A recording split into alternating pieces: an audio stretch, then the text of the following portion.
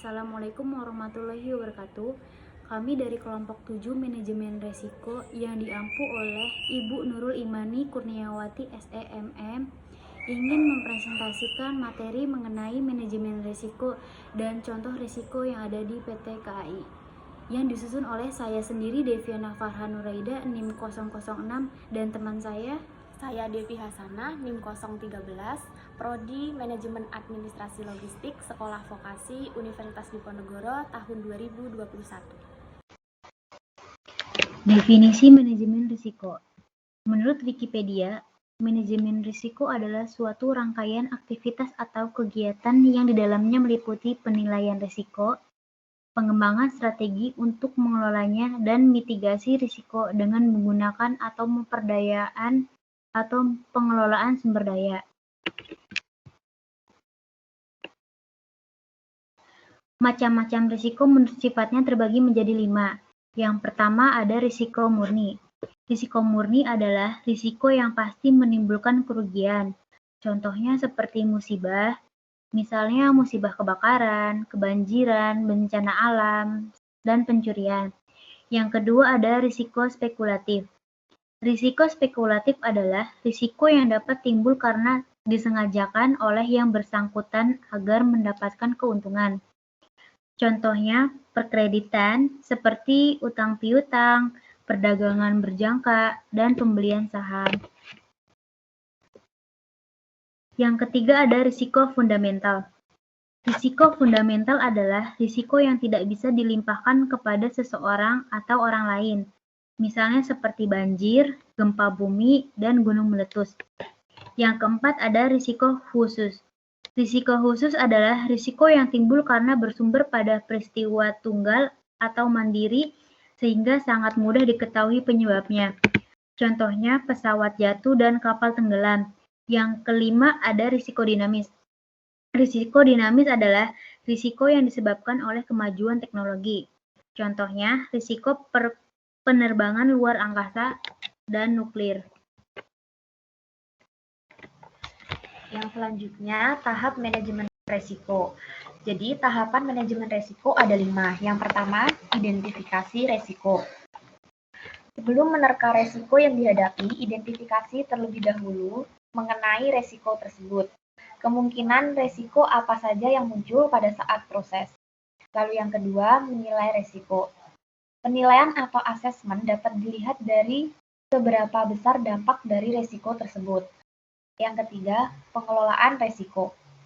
Dalam menghadapi resiko, maka tanggapan akan resiko tersebut harus tepat pada sasaran. Yang keempat, implementasi resiko. Langkah selanjutnya setelah menentukan sikap yaitu implementasi. Maka saatnya menerapkan berbagai proses tahapan dalam manajemen resiko dalam suatu proyek yang sedang dilakukan. Lalu yang kelima, evaluasi.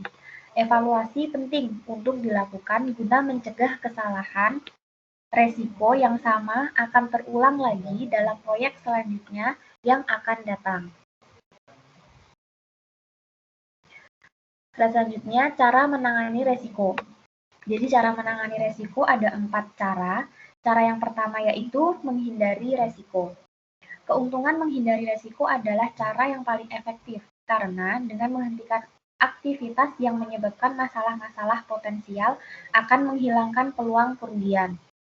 Yang kedua, mengurangi resiko. Dengan cara membuat hasil negatif lebih sedikit terjadi atau meminimalkan dampaknya ketika itu terjadi. Yang ketiga, memindahkan resiko. Sebuah kontrak asuransi pada dasarnya merupakan transfer resiko dari satu pihak ke pihak lainnya dengan imbalan bayaran. Lalu yang keempat, menerima. Menerima bisnis secara reguler untuk mengidentifikasi dan menangani resiko baru.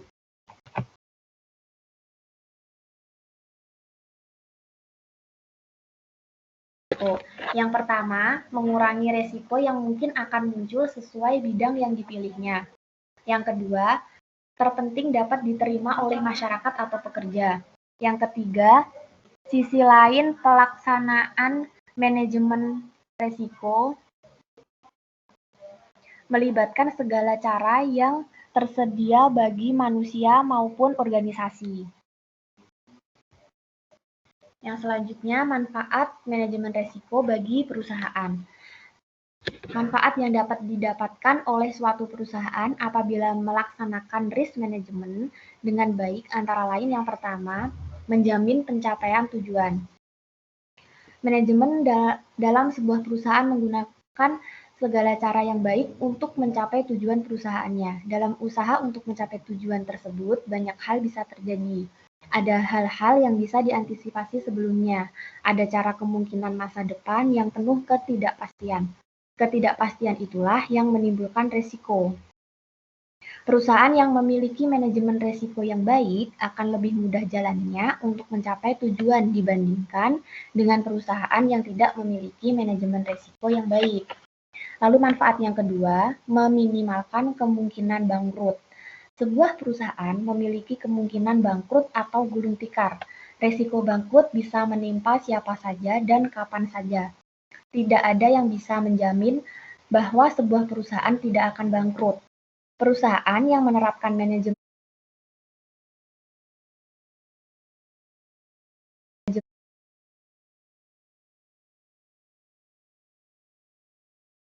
meningkatkan keuntungan perusahaan. Manajemen risiko yang baik dan teratur tentu dapat meningkatkan keuntungan perusahaan. Salah satu manfaat dari manajemen risiko adalah dapat memperkecil kerugian sehingga keuntungan yang akan diperoleh semakin besar. Lalu manfaat yang terakhir, memberikan keamanan pekerjaan. Manajer harus memiliki kemampuan memahami, menganalisa, dan menangani risiko. Manajer yang dapat menangani risiko dengan baik dapat membantu menyelamatkan perusahaan.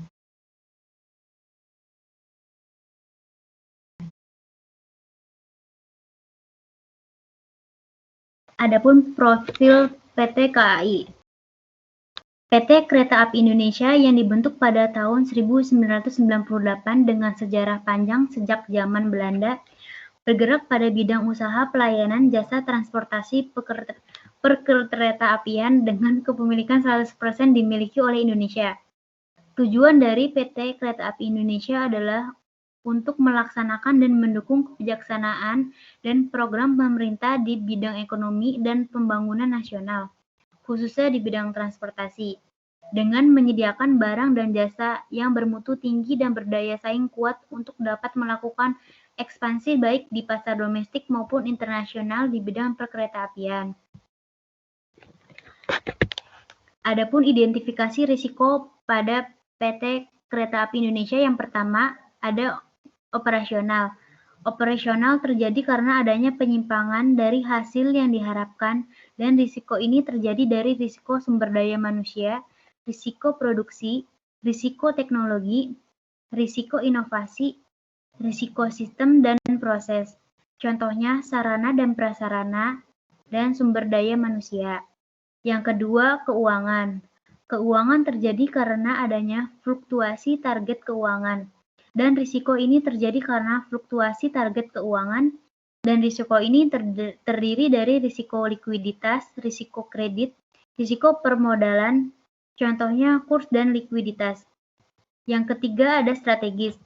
Strategis terjadi karena telah mempengaruhi eksposur keuangan perusahaan akibat keputusan strategis yang tidak sesuai dengan lingkungan eksternal dan internal perusahaan. Risiko strategis ini dapat dilihat dari kebijakan strategis dan rencana strategis apa yang akan diambil oleh PT Kereta Api Indonesia. Contohnya kebijakan strategis. Yang keempat ada eksternalitas. Eksternalitas terjadi karena berkaitan dengan potensi penyimpangan perusahaan dan bisa berdampak pada potensi penutupan perusahaan. Risiko ini terdiri dari risiko lingkungan, reputasi, dan hukum. Contohnya hukum, kebijakan pemerintah, risiko media, dan perilaku. Selanjutnya adapun kesimpulan yang kita dapat adalah dalam menghadapi risiko di PT Kereta Api Indonesia diperlukan monitoring karena risiko dan prioritas dapat berubah sesuai situasi yang sedang dihadapi perusahaan. Monitoring dan review bertujuan mengantisipasi perubahan risiko yang berdampak negatif pada profil risiko.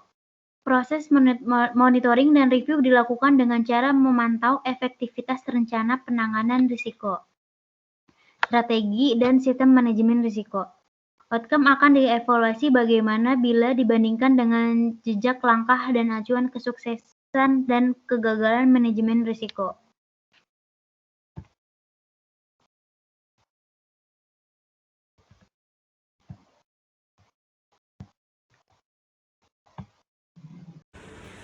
Dapat disimpulkan menurut kelompok kami, berdasarkan pembahasan resiko di perusahaan kereta api Indonesia, terdapat resiko yaitu yang pertama ada resiko operasional, contohnya seperti sarana dan prasarana, sumber daya manusia.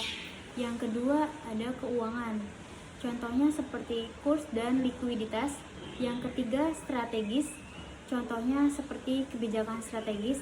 Dan yang terakhir eksternalitas, contohnya seperti hukum, kebijakan pemerintah, dan risiko media, serta perilaku.